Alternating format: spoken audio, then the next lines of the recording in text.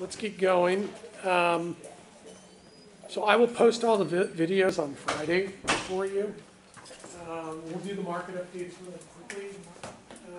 We already have the statistical pretest, so if you have a blue or a red statistical pretest, I need to take a look at it. Student presentations, we're going to be doing chapter 6 and 7 today. 5 and 6? Okay. And then the in-class quiz is Tuesday, Thursday, March 13th and 15th. Again, you should be writing notes in class. We use those as a study guide, and we'll go over the exams. You come in, I'll give you a new blue book and a new exam. You'll sit down and you'll see how much you've retained and what you've learned. Then you're going to give me back the in-class exam. You're going to keep your study guide. You're going to go study. You're going to come back on Thursday. I'm going to give you back your in-class exam, and you're going to finish the rest of the exam. And then you're going to take your notes and then stick them in the in-class exam, stick it into the deliverable, and deliver me the deliverable. Okay, that Thursday. All right. And then here's the next. I also gave out the extra credit problem set. If anybody needs an extra credit problem set, I have some extra copies over there. Here's our second deliverable schedule over here. And then please attend, please invite your friends. The Finance Club panel event, this is our first launch of the panel event. We got Schwab, we got BlackRock, we got Pillar 6, we got Wells Fargo, we got Salesforce, we got First Republic. They all want to hire you. Okay? So what I would do is come business attire dressed. I would have your resume with you and or business card. You have a resume, make sure that it goes through me and or Mary Beth before you get it to them. Okay? Because we want to give you a shot at it. Okay? So what I would do is, be like Piranha, on these people at the beginning of the events and at the end of the event. And you'll pitch them. Okay? And try and see what you can do. But these guys, they all want to hire our students, so it's pretty awesome. Let's do the market updates real quick. Where's the Dow right now? I haven't looked at this. We didn't do this last class. Down 2% today. Oh my God, how many points is that? 520. No kidding. What was it down yesterday? Wasn't it down like 250 yesterday? 250, yeah. So we're down almost 1,000 points in 2 days. Is that a big deal? Very good. Yeah, what's happening? You got any news? Trump said to put tariffs on imported aluminum and steel. Okay, so basically we're looking at a trade war with China. Okay, what else? Any other factors? Higher inflation, lower earnings expectation, any economic indicators come out? Wall Street's fear index of 23.6%. Yeah, isn't that the VIX index, the volatility index? Yeah. Yeah, it's the VIX index. So that means there's more volatility in the market. If there's more volatility, what does that tell you about stock market risk? Is it rising or falling? If there's more volatility, if you have higher standard deviation and variance, is that higher risk? Yes. Yeah, higher risk. Okay. Any other indicators out there? So if the stock market is going down, what's happening to the bond market? It's going up. So people are going out of stocks and they're going into bonds. So where's the 10-year treasury yielding right now compared to yesterday or Friday? What is it? Yeah, the yield is down because the bond prices are up. So what's it down to? It was at 2.98 or something like that. It's 2.817 now. 2.81, so it's basically down almost, 10 or 12 basis points over the last 2-3 days. That's a pretty big move in the treasury markets. If the stock market's going down, what's happening to gold? Are you going into gold? Yeah, so what's happening with gold prices? They're going down. What? They're going down. Are they going down? Yeah, they're down. Okay, interesting. So people are probably selling off gold and going into bonds. Yeah, the bond yields hit a 4-year high, apparently. Yeah, and then now it's starting to go down as people are going out of the stock market into the bond market. Let's talk about bond yields. Hit a 4-year high. Today? At what? It was probably at the beginning of February. Yeah, it hit a peak and then it started to come down. Okay. So it's going to come down because of lower inflation expectations, but it's also coming down because people are selling off their stock and going into bonds, driving up bond prices, driving down interest rates. Okay. What about oil? Where's oil today? I think there's a lot going on in the Middle East right now too. What is it? Almost 61. 61 cents falling. So could be oil prices could be reflecting the potential for a significant slowdown in the global economy due to stock market volatility under geopolitical risk. Where's gold trading right now per ounce? 1310. 1310, is it up or down? You said it was down, right?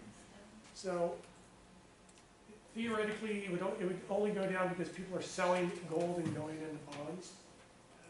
Or it's going down because of lower geopolitical risk, or going down because of lower inflation expectations. Where's the dollar to the euro? What's it trading at? 122. 1.2? And where was it yesterday or on Tuesday or Monday or Friday? It's at $1.2 to the euro. Where is it now? Or where was it? 1.22. What? It's 1.22 now, and it was 1.21 the other day.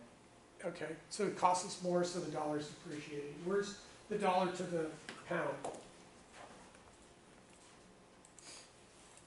It 137. 1.37, and where was it?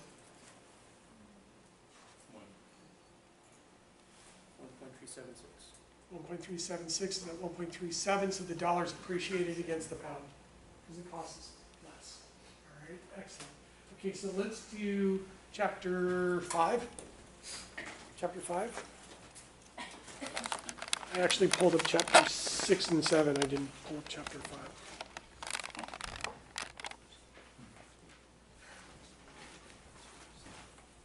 And you guys can pull up the PowerPoint presentations on your desktops too, to follow along, or you can follow along with us.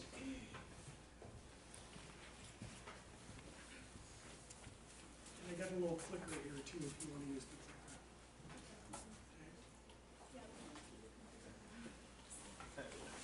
clicker. And then what I would do too is pull out your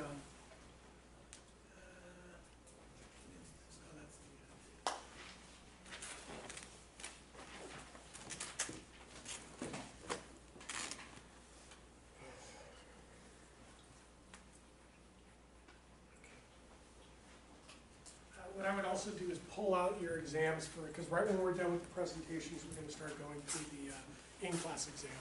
Okay.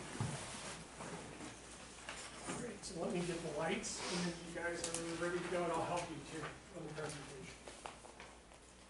If you get confused or stuck, just look at me and go, Professor Susan, do you want to add anything to this? That'll be my code, my signal. That's wrong. Is this the long version? I thought it was. Did I edit it down or something? Is it the funny? No, I think it is.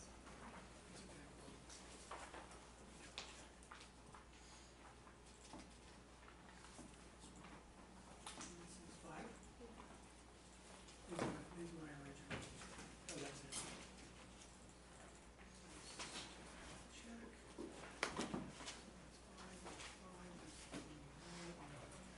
And then you're good to go in action.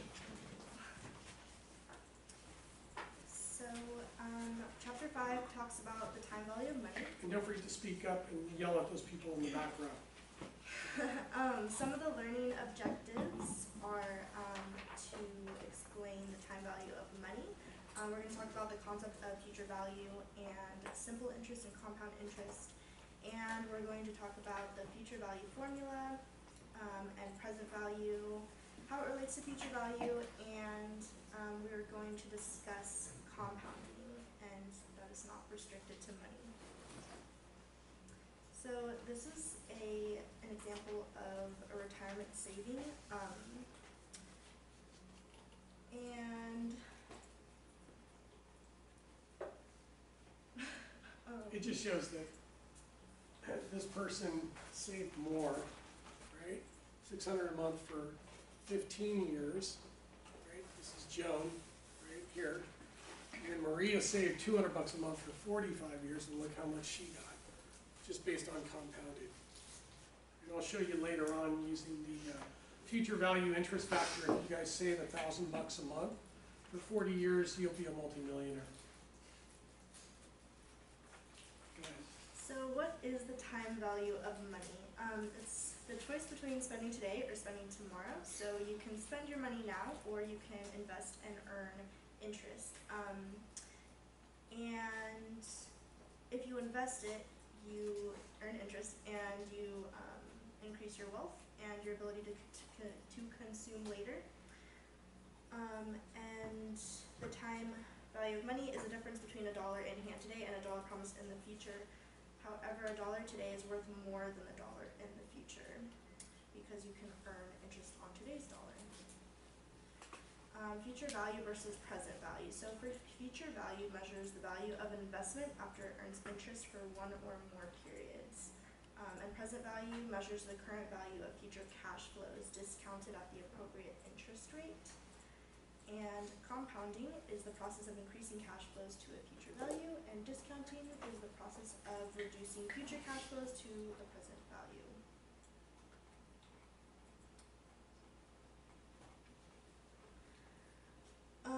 So timelines are an effective way to visualize cash flows. Cash outflows are negative values and cash inflows are positive. So there's a timeline, and you can see that negative values show the outflows and positive values show the inflows. Okay. Single period investment. So this is how we determine the balance in an account at the end of a period. And we know the interest rate earned on the principal. And this is the formula for single period investment and how to calculate. And remember, 10% is 0.1. It's 1.1, 20% 0.2, 30% 0.3. Two-period investment is, a two-period loan is two consecutive single period loans. Interest earned is added to the account at the end of the first period. And this is the formula for that. So you're going to have to be proficient to be able to do the exponential. You'll have to do multiplication, but you'll have to be comfortable doing exponentials on your calculator, and you should start bringing your calculators to class. This is an example of how compound interest grows on $100 at 10%. With compounding, future value and compounding. So this is the future value equation and what the values represent. It's similar to the last one. Future value and compounding. So this is just an example of if you were to deposit $100 in a savings account and earn 10% compounded annually for 5 years. And it's an example of the use of the equation.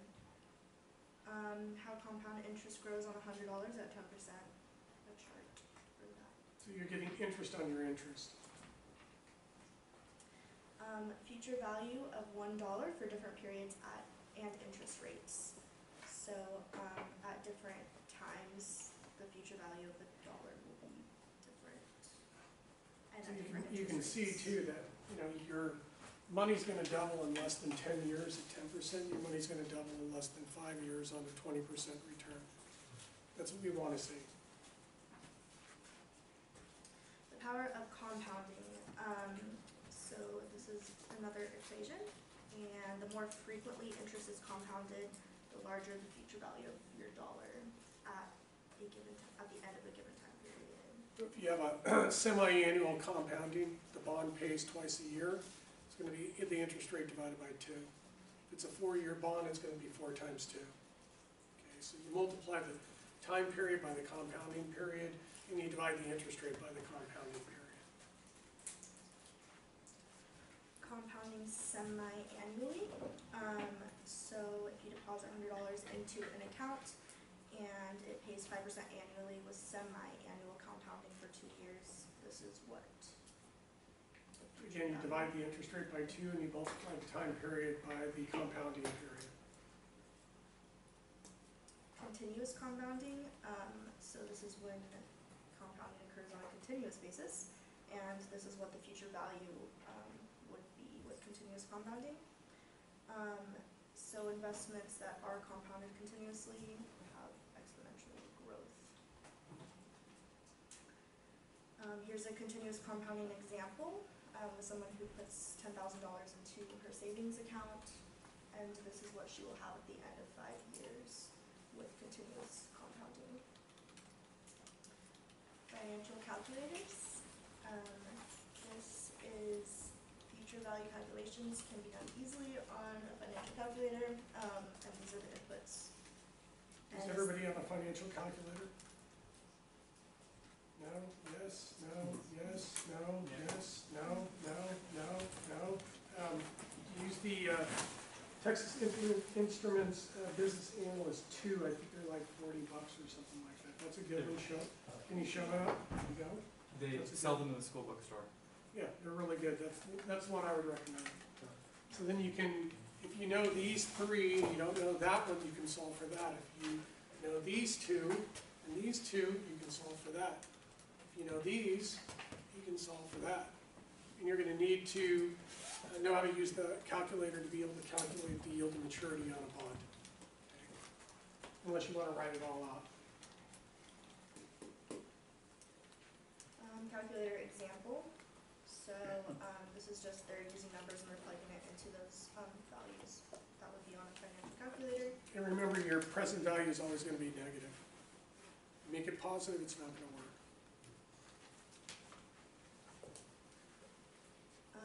Tips for using a financial calculator. So these are just some things you want to do when you use your financial calculator. Use the correct compounding period. Clear the calculator, enter interest rates, use negative signs for cash outflows, etc. Then I go back, because this is important. This is where all the students make their mistakes. You got to make sure that it's at the end of the period, not the beginning of the period. You do need to clear out your calculator register before you do any of the other problems, because it stores it in the calculator, and it'll mess up your calculations. When you do interest rates, you don't do 0.1. You could put in 10 for 10%, not 0.1. So again, you got to kind of know the calculator conventions. So make sure, and then I don't go out 4 decimal points or more. That's ridiculous. I only go 2 decimal points. I wouldn't go. You don't need to go out that far. Using Excel for time value calculations. So if you were to lend $5,000 at 15% for 10 years, you plug it into Excel using this formula at the bottom, then you can solve for that. And I'll give you the Excel spreadsheets, so you have all the programming behind it. Present value and discounting. So a present value calculation takes place at the end of period cash flows and reverses the effects of compounding to determine the equivalent beginning of period cash flows. Time and the discount rate affect present value. The greater the amount of time before a cash flow is to occur, the smaller the present value of the cash flow, and the higher the discount rate, the smaller the present value of a future cash flow. So you want to memorize that.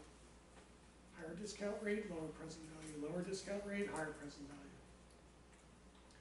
So here's a present value equation, and this equation is another future value equation. The only difference is I plus, or 1 plus I to the nth is used for division, and it's called the present value factor or discount factor. So you're trying to get the present value of the cash flow.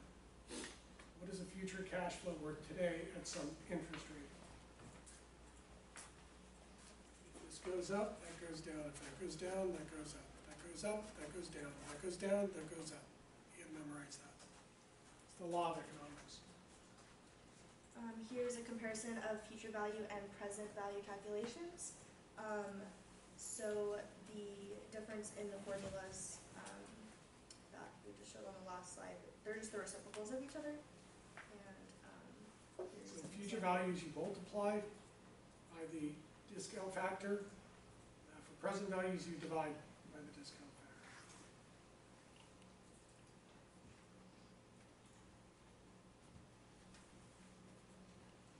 So the next one is a present value calculation example. So you want to buy a BMW a year from now and estimate the car will cost $40,000. If your local bank pays 5% interest on savings, oh, where's that? Where'd it go? Did I miss it? Yeah, go back. Way too Oh, far. there it is. Okay, there it is. If your local bank pays 5% interest on savings, oh, it says the battery's low. Oh, it is, okay, you can keep going. I'll Okay. plug it in. How much money will you need to save in order to buy the car as planned? So this just shows you how to plug all of those numbers into the equation to find the present value. So the next chart is the present value of $1 for different periods and discount rates. Anything I need to add to that one? No, just, you can just see that as the discount rate goes up, the present value goes down significantly. So future value and present value compared. So this is showing you how the compounding and the discounting are like different from each other, and then, yeah. So on the top, you're multiplying, on the bottom, you're dividing. So this is an example for how to plug it into your calculator. So what is the present value of $1,000 to be received 10 years from now if the discount rate is 9%? So those are the variables that you would use. Finding the interest rate. So many situations require using a time value of money calculation to determine a rate of change or growth rate. So an investor or analysis may want the growth rate in sales, the rate of return on an investment, or the effective interest rate on a loan. So here's another calculator example for compound growth rate. A firm's sales increased from $20 million to $35 million in 3 years. What was the average annual growth rate in sales? So this one you're looking for the percentage or the rate. And this is the one you're going to want to use on the exam for the bonds. Future value of the bond is 1,000. You're going to figure out the payment. You're going to take the coupon rate, and you're going to, if it's 10% on $1,000, it's $100. It's $50 if it's compounded over 2 periods. So the $50 goes there. The present value is the current price of the bond. And then the N is going to be if it's a 3-year bond compounded twice. So it's going to be 9 periods. And then you're going to solve for the yield to maturity. So we'll go over that again, but again, you should know how to calculate the yield to maturity on a bond. So here's another example of compound growth rate. A house was appraised at $247,000 in 2006 and at $173,000 in 2011. So what is the average annual change in its value? So you have 5 years and you're looking for the rate, and then you have the present value and the future value of the house. So it actually went down. So here's an example of how to find the number of periods, or like the time period that you're looking for, so it would be N. The example is you would like to purchase a new motorcycle. The dealer requires a down payment of $1,175, but you only have $1,000. If you can earn 5% by investing your money, how long will it take for you to grow your 1,000 to 1,175? So that's just how you plug in the variables. The rule of 72. So this is a shortcut to estimate the number of periods it takes for an amount to double. It seems like it's pretty accurate, and it can work for interest rates between 5% and 20%. And there's the equation. It's just 72 over I, or like the rate. And then here's an example of how it would work. So if you can earn 8% compounded annually, how long will it take for your money to double? So you just do 72 divided by 8 and you get 9 years, and then it shows you how it would do it on a calculator, and it's pretty accurate. This is what we want. How many years does it take for me to double my money?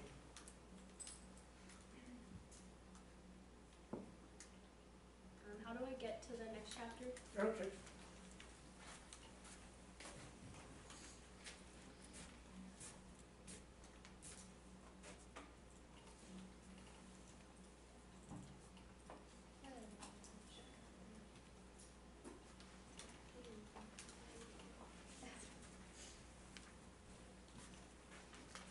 So chapter 6 is discounted cash flows and valuation.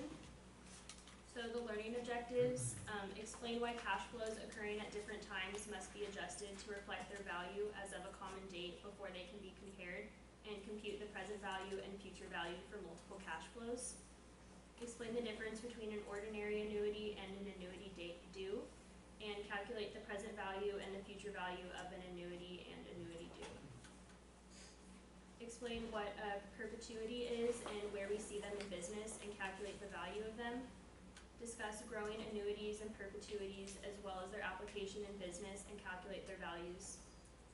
And finally, discuss why the effective annual interest rate is the appropriate way to annualize interest rates and calculate it.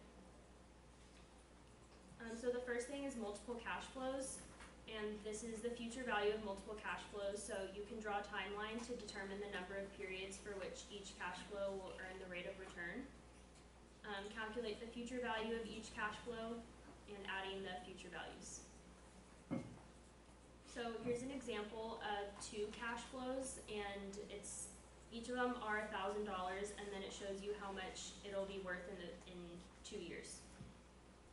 And then they drew like a little timeline for us to see it. And then this is like a similar example, but it's with 3 cash flows this time, each of $1,000, and then how much they'll be worth after 3 years. And then the last 2 were for future, and then this one is for a present value of 3 cash flows. And then there's different levels of them. So annuity is a series of equally spaced and level cash flows extending over a finite number of periods. Perpetuity is a series of equally spaced and level cash flows that continue forever. Ordinary annuity, the cash flows occur at the end of a period. Examples include mortgage payments and interest payments to bondholders. And finally, annuity due, cash flows occur at the beginning of a period, and those are things like leases and car insurance. So the present value of an annuity, this is the amount needed to produce the annuity, the current fair value or market price of the annuity, and the amount of a loan that can be repaid with the annuity. And then this is the equation to find it. And this is the one you want to use. They're the same. Yeah, so this one, because this I just comes down over here. So it's 1 minus 1 divided by the compounding factor divided by the interest rate. And this creates a multiple. And that then you multiply by the cash flow to get the value. So here's an example of how to use that equation. A contract will pay $2,000 at the end of each year for 3 years, and the appropriate discount rate is 8%. What is a fair price for the contract? And then this is the same example, but plugged into the calculator. Okay, so we're going to talk about loan amortization, and it is a clear and consistent picture of how much they will be repaying during each repayment cycle. So it's a fixed payment schedule, and it consists of principal and interest.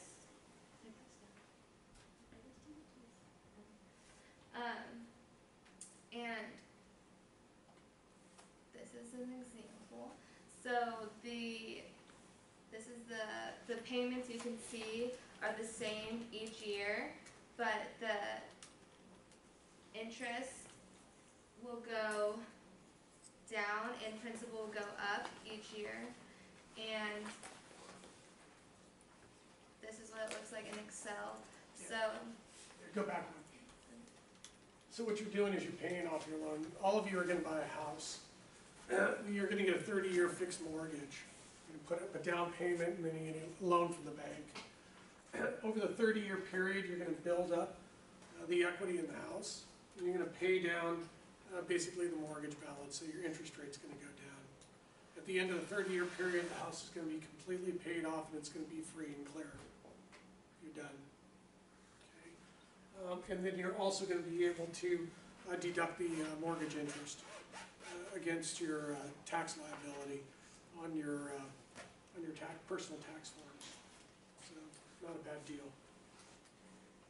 So in Excel, for your interest, you will multiply the beginning balance of $10,000 and multiply it by the interest rate of 5%. And then for the principal paid, it will be the annual payment, which is $2,309.75 minus the interest you paid. And this is how you calculate interest rate for annuity. And I'll provide you with the Excel spreadsheets, so you have them. yeah, so the equation is U equals rate, and you combine all those together. Finding the interest rate. So the present value of annuity equation can be used to find the interest rate or discount rate for annuity. And to determine the rate of return for annuity, solve the equation for I, and using a calculator is best. This is what it looks like in a calculator. And again, present value is negative. And this is the equation, so the bottom equation is simplified, right? Yeah, so this is basically it, right here. This is your equation right there. We're gonna, well, we might as well do this one right now. So, correct these numbers, pull out your calculator and make sure you didn't make a mistake. So, what we're gonna do is we're gonna multiply the n and divide the I. Okay? So I assume that you're gonna get an average of 8% annualized return on your investment. So 0.08 divided by 12, can you check this for me and make sure it's correct? Is it 0.0067? Yeah. Okay, is that what you got? Yeah. All right. And then what, it's gonna be 40 years, you're roughly 20 years, you're gonna retire at 60, so you're gonna invest for 40 years. So what's 40 times 20? 40 times 12? 480, yeah, you should break out your calculator so you can practice doing the calculator. So I get 480. So if I take the future value of an annuity calculation, I'm going to invest $1,000 a month. 1 plus the 0.0067 to the 480 minus 1 divided by the 0.0067. So I basically, the 1.0067 to the 480 minus 1 is going to give me 2331. I'm going to divide that by the 0.0667, and that's going to give me 3,495. If I take that 3,495 and multiply it by $1,000 that you invest every month at an annual interest rate of 8%, you're going to have $3,500,000 in 40 years. You're done. You did it. You're a multimillionaire. So invest $1,000 a month for 40 years, and you'll be a multimillionaire. This is an example of a 4-year period, and they're adding $1,000 a month. And this is it in the calculator.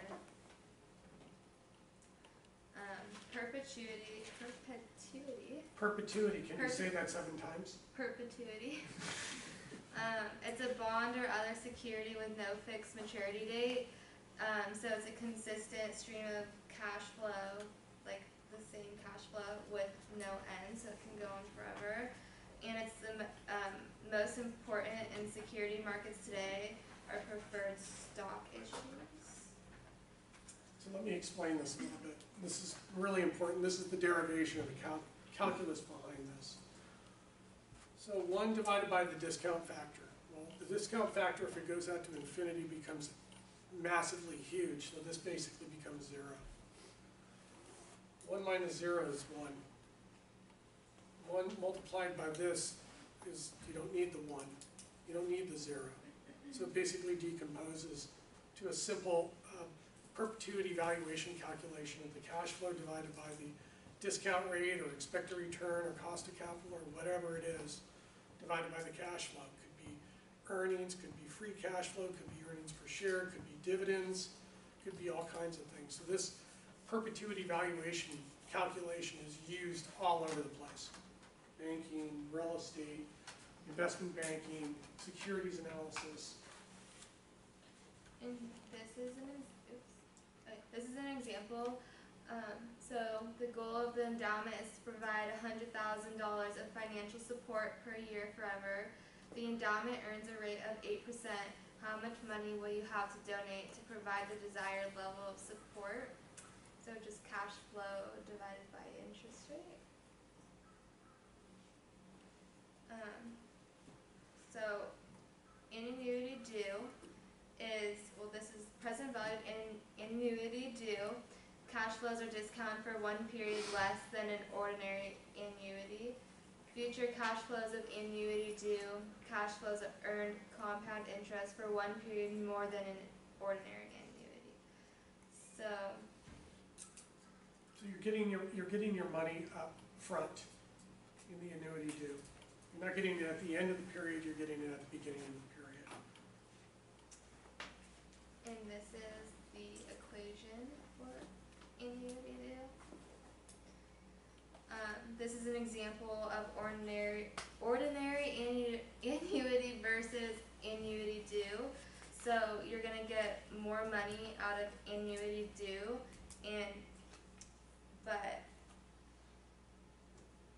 the ordinary annuity is the first cash flow occurs at the end of the first year, and annuity due first payment is due immediately. So for example, annuity could be paying for an apartment, you have to pay immediately and then pay each month, whereas ordinary due is ordinary due is at the end. That makes sense. Growing annuity. So it's equally spaced cash flows that increase in size at a constant rate for a finite number of periods.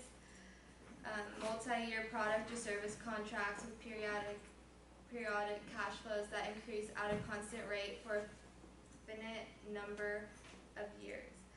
So, for example, you may want to value the cost of a 25-year lease that adjusts annually for the expected rate of inflation over life of the contract. So you want it to grow with interest rate or inflation, right? Yeah, so the G is going to be the inflation rate. So the cash flows are going to grow at a constant rate over time.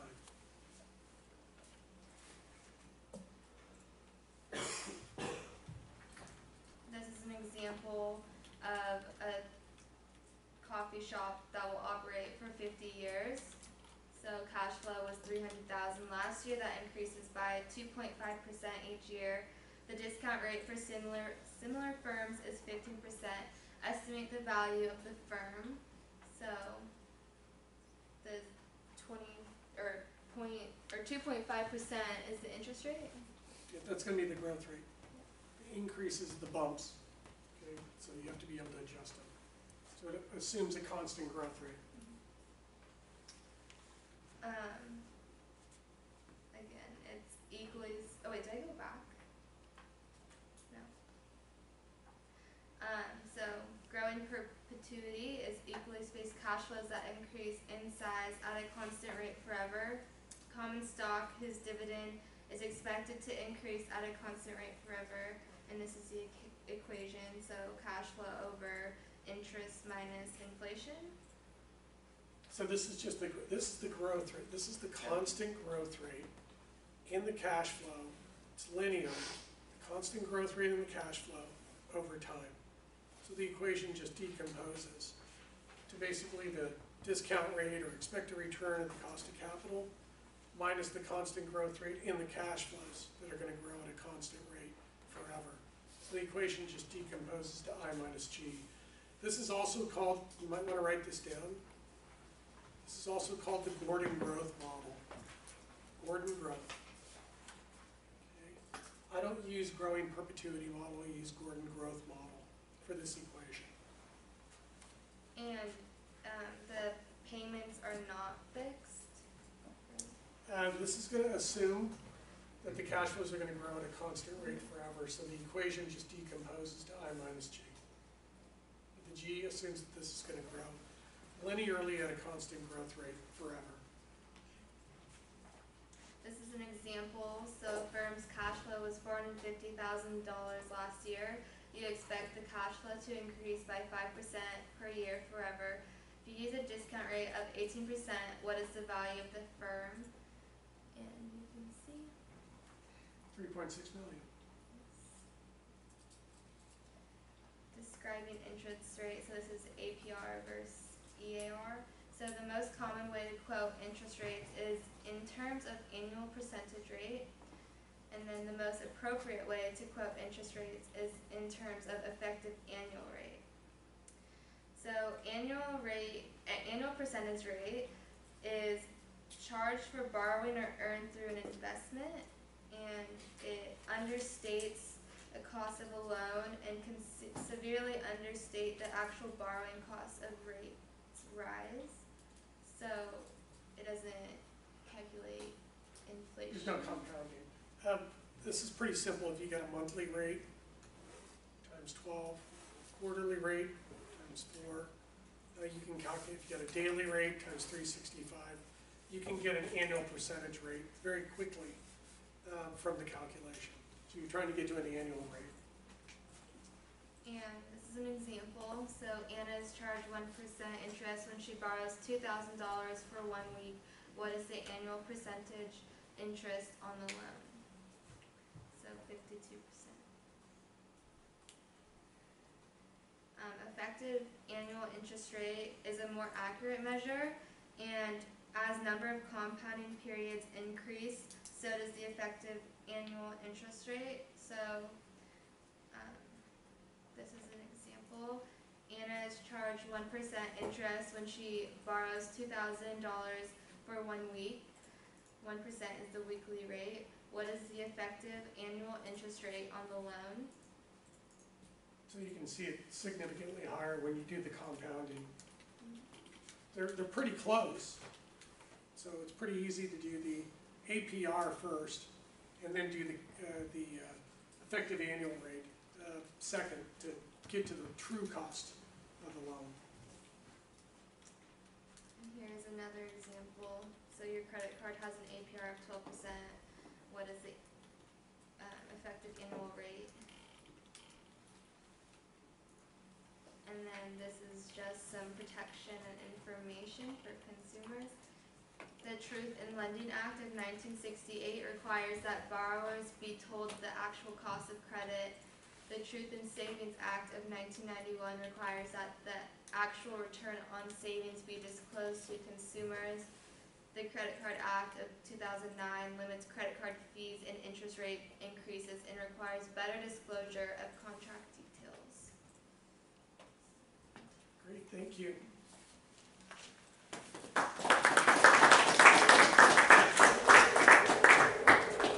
Okay, pull out your exam. Did we start going over this yet? Did we? Yeah. Where did we end up? We just got done with today. Just the modeling? Okay. I already solved a lot of it in the last class, so I'll slow it down and I'll go over it. So we already started the lecture. Anybody want a cookie before we get started? Excellent. All right, so we did any questions on the model, on the first question? You're all clear on how to solve multilinearity. You're all clear on what the regression equation looks like. You're all clear on internal and external validity. I can use a refresher on that last one, please. Internal and external validity, yeah, okay. Because I do get complaints sometimes by students that say, well, Professor Sousa doesn't go from the book on the exam, and I couldn't really follow and I couldn't do well on the exam because they didn't come to class. Okay? So you can't really answer the exam if you don't come to class, right? So I always like to throw out some notes, some comments. So internal validity. You're going to have to internally validate your model, because when you build the model and back test it and then show that it works, they're going to ask you, where did you get the variables? How'd you build the model? Okay. And you're not going to, the answer is not going to be, I don't know. It's going to be, well, I talked to everybody in the firm first, particularly senior level executives. I even talked to the investment committee, the board of directors, and other senior level executives that have experience in not only building these models, but actually have experience in knowing what variables should probably be put in the model. So that way you get buy-in from everybody internal to the firm, and you get internal validation. Okay, so it's extremely critical. Okay, they're even going to ask you, who'd you talk to? The other is external validity. External validity is, well, we went to the library and we did research and looked up the peer-reviewed journal articles. And articles that were written both by industry professionals and academics. And in these peer-reviewed journal articles that were published, there was a series of articles that basically laid out the literature that basically formed the theory, not only of the model approach, but also the variables that should be put in the model that had been tested consistently over time and that proved to be statistically significant in predicting the dependent variable in the literature. Okay, so that's external validity. Oh, really? You did that? Well, what were some of the articles that you wrote? Oh, we looked at Case Schiller, we looked at Geltner, we looked at Robinson. You start citing off some of the articles that you had written. I mean, they're going to ask you that stuff. I mean, if you can cite the articles and the authors, nobody's going to mess with you.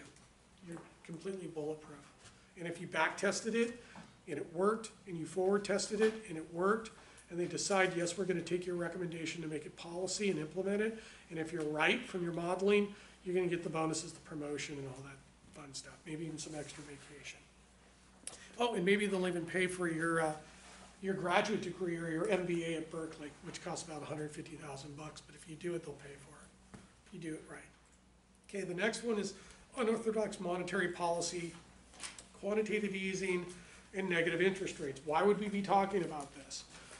Because the financial crisis basically changed everything for businesses, for financial institutions, for individuals, for investors. It's never going to be the same. It's, the financial crisis and the aftermath of the financial crisis has changed everything, okay?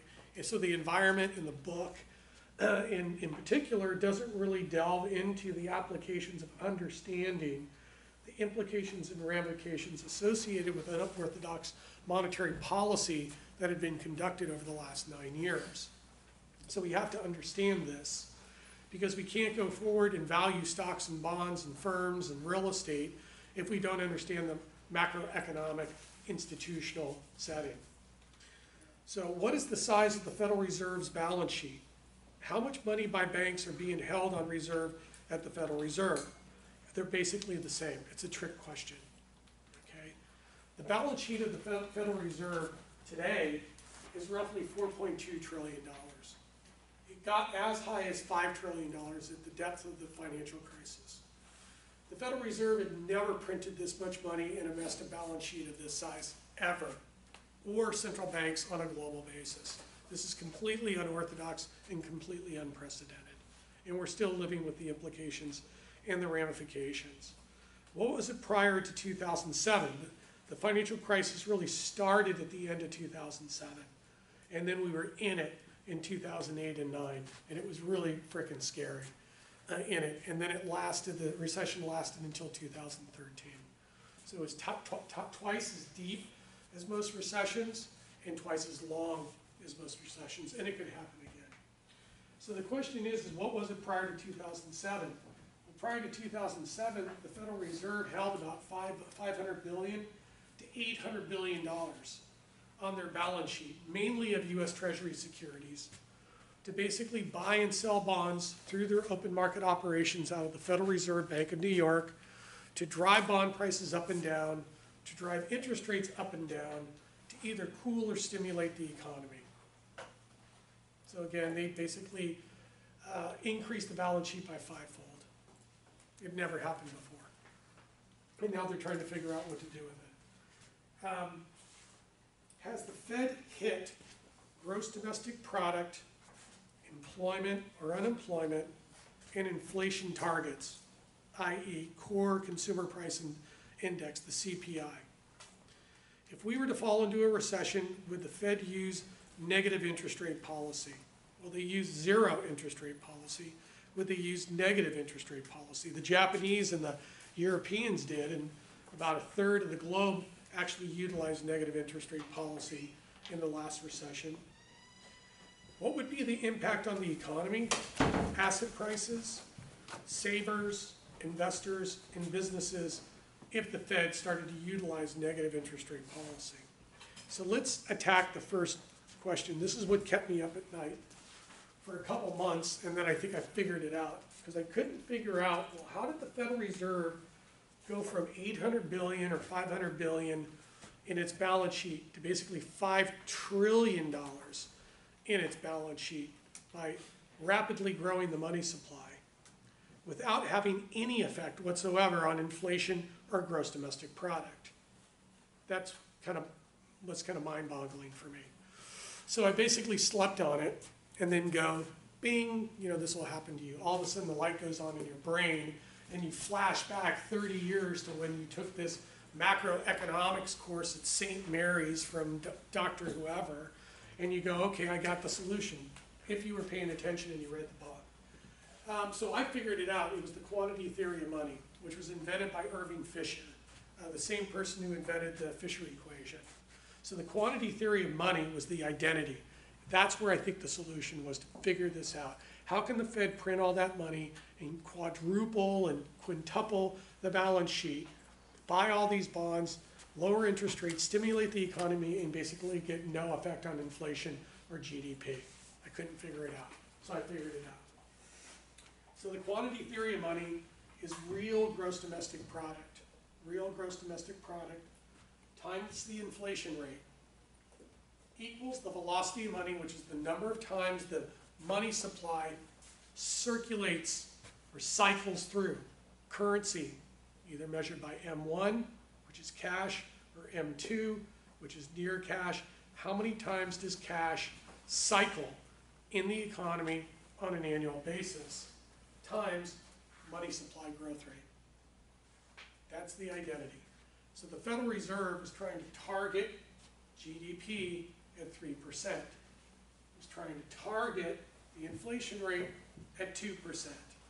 So they were pumping out all of this money, printing all of this money, buying bonds, driving down interest rates, also providing credit facilities and liquidity facilities in the economy, injecting tons of money into the economy with really no effect on inflation or GDP. So if these were constant and this was growing rapidly, then where's the solution to the problem? Velocity, exactly. So it's the velocity of money times what? The money supply growth rate. So the Fed, and this answers the question here, the Fed was growing the money supply in 2008, 9, and 10 at roughly 30 to 40%, with no effect on GDP, real GDP, and no effect on inflation. Okay? The inflation rate during the recovery period since 2008 and 9 has averaged around 1.2 to 1.5%, and the Fed was targeting 2%, so they couldn't hit their target. They couldn't print enough money to create inflation. Over the recovery period, over 8 to 9 years, GDP was growing between 1.2 and 1.7%, and they were targeting 3%. So they printed all this money with no effect on inflation or GDP. What's the problem? What's broken? You said it. What's broken? The velocity of money. The velocity of money collapsed. The velocity of money at the same time was collapsing. And if you look at the velocity of money over time, it looks like this since 1940, 1950. It goes like this, and then it went like this, and then in the 80s it peaked, and then the 90s, 2000, and we're here. So basically, the velocity of money has totally collapsed and is continuing to collapse. And with cryptocurrencies being introduced into the economy, it will probably continue to go down. But one of the reasons why it collapsed is people were so scared of the financial crisis that they decided that they wouldn't invest or consume, and they would take the majority of their cash and put it in a bank account or put it in a safe as precautionary to be able to weather the next financial crisis. Okay, Keynesian precautionary balances. That should bring up some nightmares from your macro class. So let's go through it again. So since basically 2013, the supply of money, the growth in the supply of money, the growth in the money supply has basically decelerated from 30 to 40% to 5 to 8%. And the money supply growth rate, holding these two constant, should have a positive impact on GDP. So if we hold these two constant, and the money supply is growing, is decelerating in its growth rate, what would happen to GDP? Test question. If you hold inflation rate and velocity of money constant, and the money supply growth rate is decelerating, what would happen to real GDP? It would go, hello, this is the sing-along part of the class. You need to participate. So if you hold inflation and velocity constant, and the money supply growth rate decelerates from 30 to 40% to 5 to 8%, what's going to happen to GDP growth rates? They're going to go, okay, how does that work? How does that work? If this goes down, how does that go up? Explain. They're linearly related. So if the money supply growth rate is falling, what's going to happen to the growth rate in GDP? It's going to go down. Okay? It's going to go down. All right, got it. So if we hold the money supply growth rate constant and we hold inflation constant, if the velocity of money goes up, then GDP goes up. If the velocity of money goes down, then GDP goes down. Okay? GDP in the last 2 quarters hit 3%. Is that the Fed's target? Yes, that's the Fed's target. Over the last 8 to 9 years, it was 1.2 to 1.7%. Did they hit the target? No. I'm answering the question on the exam. Inflation over the last 2 quarters, within the last 3 quarters, has been at 2%. The Fed has been targeting 2%. Has it hit its target? Yes or no? No. Okay. The CPI currently, within the last 2 quarters, has been 2%. The Fed is targeting 2%. Did it hit its target? Yes. Okay. Over the recovery period, the inflation has been between 1.2 and 1.5%. Did it hit its target? No. Okay. So in the short run, it's hit its target, but over the long run, it hasn't hit its target. Okay. So if we hold inflation constant, we hold money supply constant, what is really driving GDP? What's really driving GDP? Velocity of money. And the velocity of money is collapsing. Could you give a definition of velocity? Yes, it is the number of times the currency cycles in the economy per year. So currently, the M1, which is cash, M2 is near cash, turns over 6 times per year. So it's like income of people or business? It's the number of times you have all the cash in the economy, Yeah. you basically use it, and then we use it again. So it's the cycle of money. It's the velocity. It's how many times it turns over. Calculation to it, it's like businesses' incomes versus their expenditures. It's just cash. How many times is cash used? The amount of cash in the economy, how many times is it used How many times does it per change- year? How many times it changes hands? How many times it turns over, the whole amount? How many times is it used? How many times it cycles through the economy? It's the cycle of money. It's the velocity of money. It's the speed. It's So like a people top. don't spend as It's- much, or they're not making as much Well, if they're making money, they're gonna invest it and they're gonna consume it, okay? So if I get real wage growth in the economy, people are gonna spend it and they're gonna invest it. And the velocity of money is gonna cycle faster. Right. If they have, their real wages are falling, then they're not gonna consume, right? They're gonna save their money. So the consumption, the velocity of money is gonna go down. If I take the money and I put it in a mattress, or I put it in a bank account, and it's not doing anything, it's not consuming, it's not investing, the velocity is not there. Did I answer the question? Okay, thank you. So it's the total money and. Total money and how many times it's used. Is America's high relatively? The velocity of money is currently at 6%, historically it was at 9. So it cycled 9 times in the economy.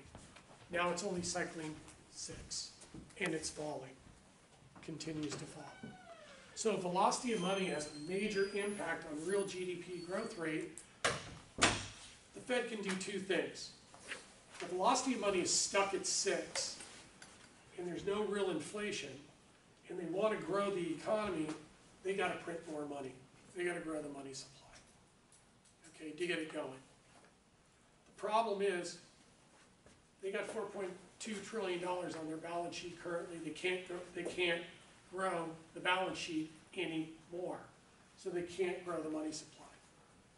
So if this becomes a constant, inflation is fixed.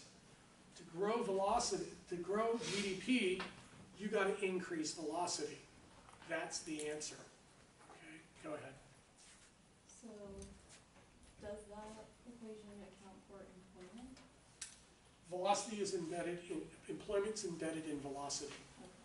So employment growth, real wage growth, is positively correlated with the velocity of money. So is this velocity issue a global thing or Yes. just an American thing? Yes. So everybody else is collapsing their velocity as well? Yes, yep. And I'll explain why I have the reasons why the velocity of money is collapsed. What did you say the Fed met in the short run, but not the long run? Say that again? What did you say the Fed met in the short run? Yeah, not the long Fed run? has been targeting inflation to try to get it to 2%. It's been targeting GDP growth at 3%. They've met their targets in the short run.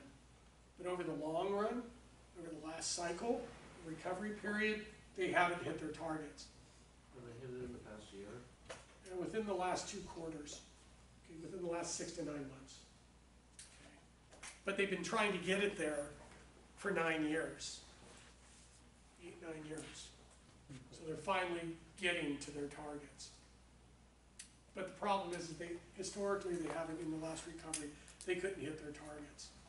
So imagine, the Fed was growing the money supply, but the velocity of money was collapsing, so it had no effect on inflation or on GDP.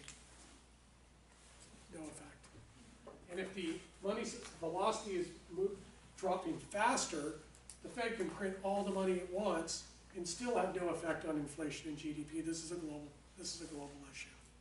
Okay? This is a global issue. So basically the identity in monetary policy is broken to a certain degree as a monetary policy tool to stimulate the economy, okay, because of this problem. Now the question then becomes, now that we know what velocity is, why has velocity collapsed is really the key point. And velocity is highly correlated to labor productivity, to employment, positively correlated. So if you want to increase the velocity of money, you need to implement labor policy to get people back to work, to get people who have left the labor force back into the labor force. Now the problem is that monetary policy is pretty easy to conduct because the Fed is independent. To pass labor policy, you need Congress and you need the presidency. And the presidency and Congress and this administration could care less about labor. They don't like unions at all. They don't like labor at all. They like capital. They like Wall Street. They like the banking institutions. So you're not going to get any labor policy out of Congress or the presidency to increase the velocity of money. So you have fiscal policy and effectiveness, and you got monetary policy and effectiveness. if we go into another recession or a financial crisis, there's no more tools left, okay? I hate to be realistic, but this is the reality of the situation, okay? So what causes the velocity of money to collapse? One is you have low labor productivity. Currently, labor productivity is negative. You have low labor participation rates. They're at historical lows. Labor participation rates are at historical lows, at around 73%. So is that different than unemployment? Because I was just reading that unemployment, the Fed reached their target, we're only at 4.1%. Yeah, they did. They did, but they didn't reach the Fed targets unemployment but doesn't target labor participation. So it's like people work, but like not a lot. Well, what happens is when you measure the unemployment rate, when you measure the unemployed, it's only people who file for unemployment are counted as unemployed. And you only receive your unemployment benefits for a certain period of time. Right. Once you run out, you roll off. Yeah. So the people who don't apply and the people who roll off They're basically not lowers the participants. unemployment rate, Okay. They're still okay, unemployed. artificially. They're still unemployed. They're still employed, they're just not being counted. What was the number for the labor participation? Labor participation rates right now are roughly like 63%. They need to be like 73%. So they're really low, labor participation rates. And labor participation rates means that people, particularly men, between the ages of 45 and 65 years old, have left the labor force because they're too old, okay? And because of discrimination. And because they've been out of the labor force for too long, that their skill sets have basically been deteriorated and they're pretty much functionally obsolete. So they have to be retrained and re-educated to re-enter the labor force. So wait, 63% of like all of the people in America are non-participating? Are participating. Are participating. Yeah, and it should be at so the 73. Okay. Okay, so we're at historic lows. And even in a time period when women are fully participating in the labor force. In the 70s, it wasn't the case. We had low labor participation rates, but women were out of the labor force. You know, in 2018, women are in the labor force, but we still have low labor participation rates. So there's something wrong with the labor markets. We have labor market failure. And labor markets are reflected directly in the velocity of money. So it's labor policy, not monetary policy, that would fix velocity and cause it to go up. Okay? The Fed can print all the money it wants to try to juice GDP, but to get velocity of money, you need fiscal policy, you need labor policy. Okay? So we're running out of tools here. Cryptocurrencies are now being adopted at a rapid rate. That's going to put downward pressure on velocity of money because the Fed controls the money supply, controls the monetary aggregates and the monetary base. Cryptocurrencies are in a closed loop system using blockchain. They're not even being counted as currency by the Federal Reserve. So as cryptocurrencies become adopted as a new medium of exchange, the velocity of money will totally collapse even more. So the Fed's going to have to adopt cryptocurrencies to try to track the velocity of money within the cryptocurrencies to add it into the velocity of money. So there is a mismeasurement issue there, too. You have the establishment of overseas shadow banks and hedge funds. This is a new thing that's occurred after the financial crisis. So I'm a shadow bank, I'm a hedge fund. I operate in the United States. The Federal Reserve lowers interest rates to 0. I basically can borrow at extremely low interest rates here in the United States and then take that money and move it and invest in foreign bonds, foreign real estate, foreign stocks with no currency controls. Our system is completely open. So I can borrow here and I can take money and move it anywhere in the United States, anywhere in the world. And now I can move the money anywhere in the world instantaneously using high-speed telecommunications. Okay? We didn't have that before. We have it now. Yes. So all those things, like listed next to that arrow, are things that lower the velocity of money? Well, lower labor productivity, yes. Okay. Lower labor participation rates, yes. Lower real wage growth, yes. Lower consumption, yes. Lower production, yes. And cryptocurrencies as well. And cryptocurrencies is a technology that's going to have a big impact on the velocity of money. What about the stuff above cryptocurrency? These are the other things that have an effect on the decline in the velocity of money. Let me put in lower consumption, in lower investment. Got it. Hedge funds and shadow banks. Again, I can borrow here, I can set up a hedge fund, I can set up a shadow bank, I can borrow here in the United States, and I can move money around the United States, around the world instantaneously through telecommunications, high-speed telecommunications. So there's massive leakage.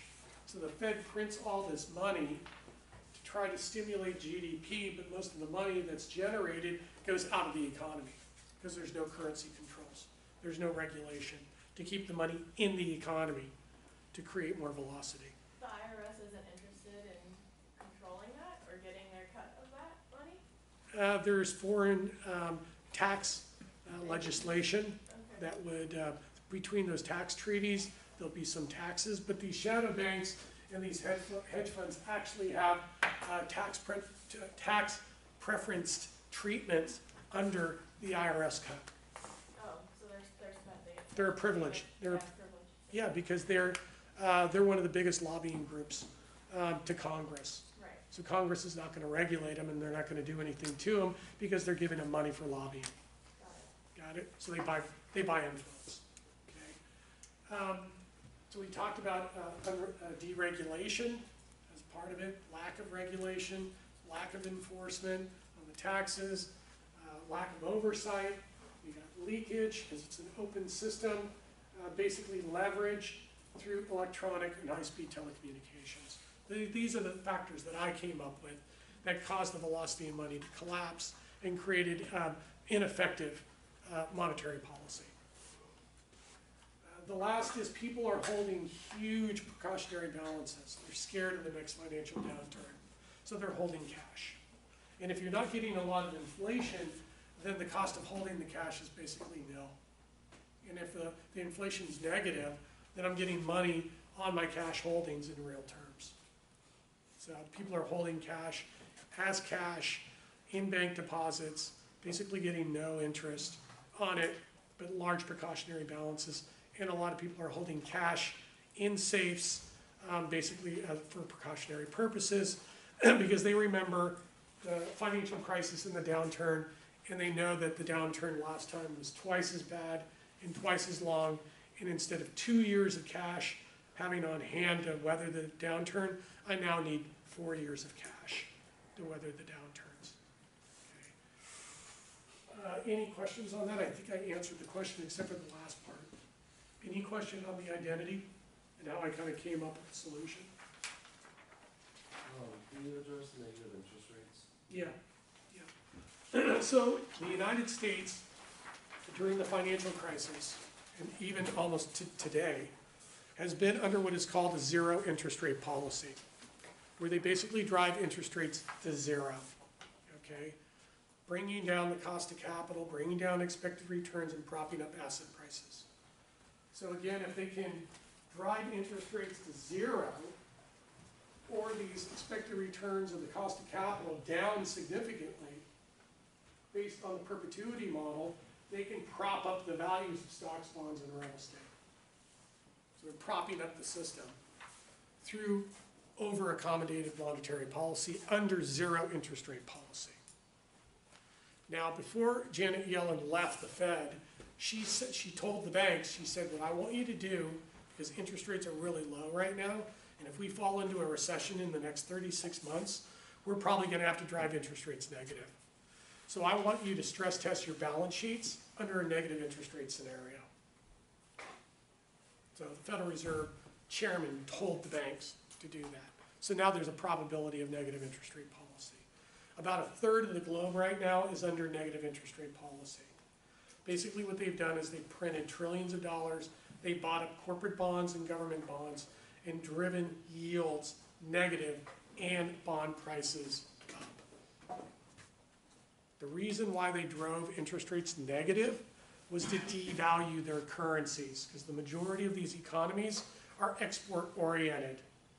So by driving interest rates negative and devaluing their currencies, their exports are now cheaper in the merchandise trade arena in the market.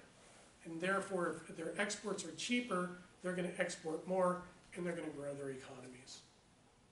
So it was policy on their part to drive them negative. The problem is when you drive the interest rates negative, the cost of capital goes down significantly, but the expected return goes down too. Your discount rates go down and you prop up asset prices.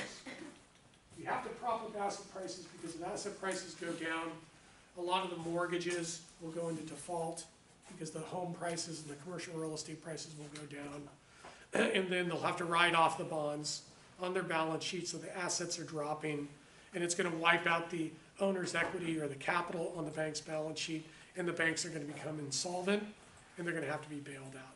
That's what happened in the financial crisis. So the impact on the economy will have lower expected returns, lower cost of capital, since it's cheaper to borrow for corporations and individuals. People are going to borrow more, and they're going to invest more, and they're going to consume more. So in the short run, it's probably going to have a positive effect. Okay. And what about asset prices? Well, if you're driving down yields negative, you're going to drive down the discount rate, the expected return, the cost of capital, and you're going to prop up asset prices. So asset prices will go up or be propped up. What about savers? Oh, the poor savers.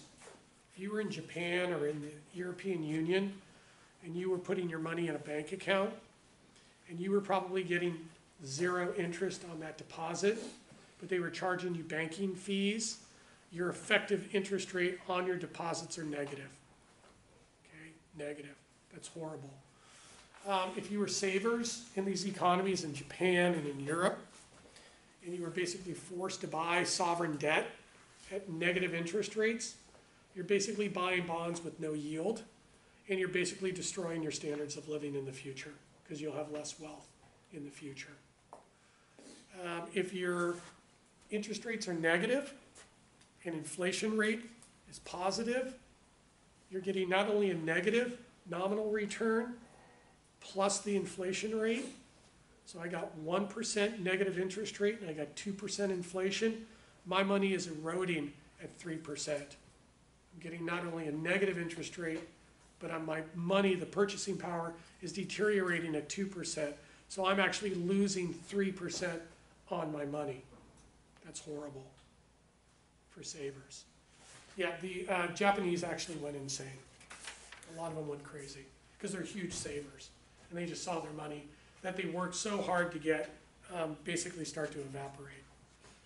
Investors, well, if you're in the investor class and you actually have enough money to own bonds and stocks in real estate, you're going to benefit. Because as the interest rates go negative and drive down expected returns and cost of capital and discount rates, the value of your assets are going to go up. So the investors are going to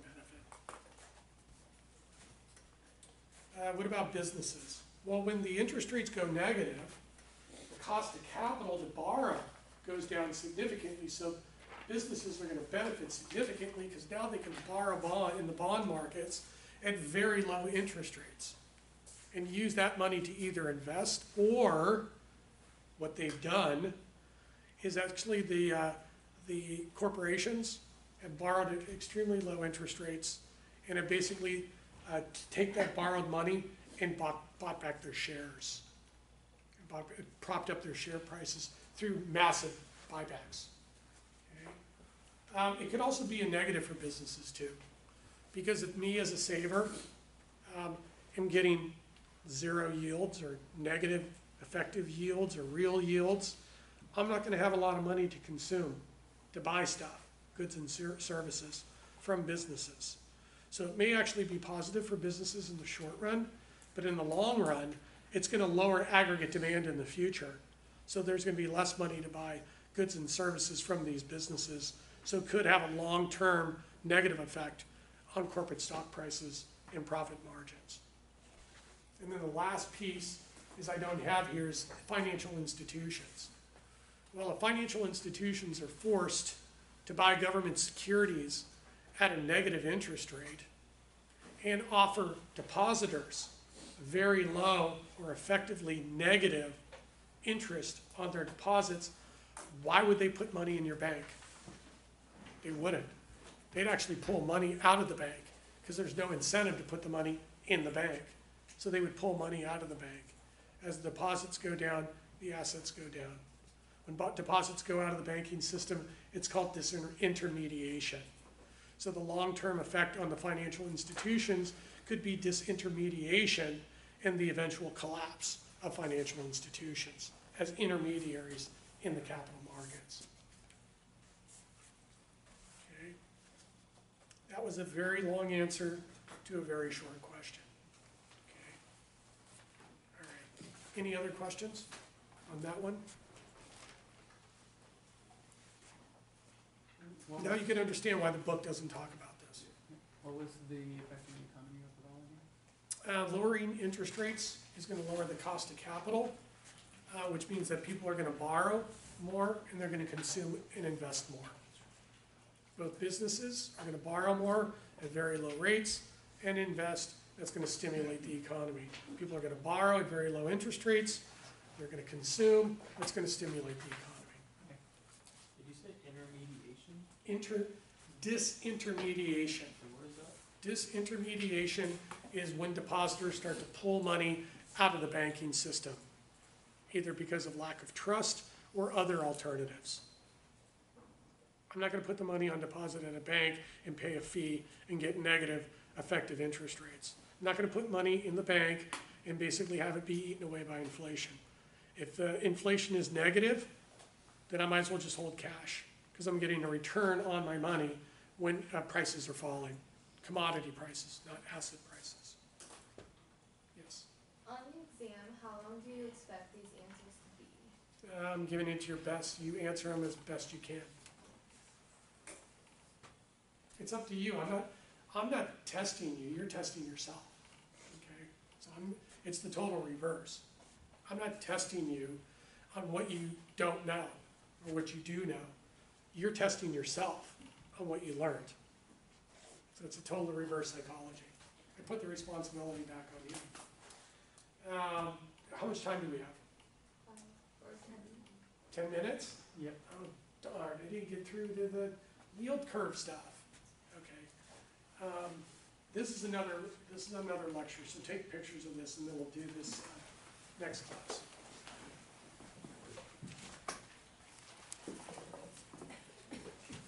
And if we have to push out the exam by a day or something, or a week, don't freak out, okay? Because I want to get through this material. It's too important.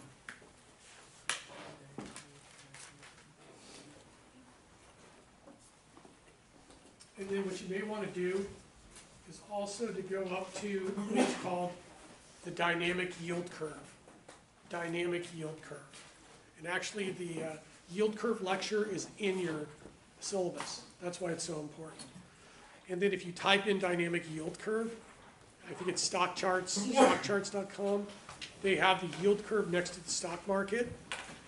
And it's also in my lecture. Watch that.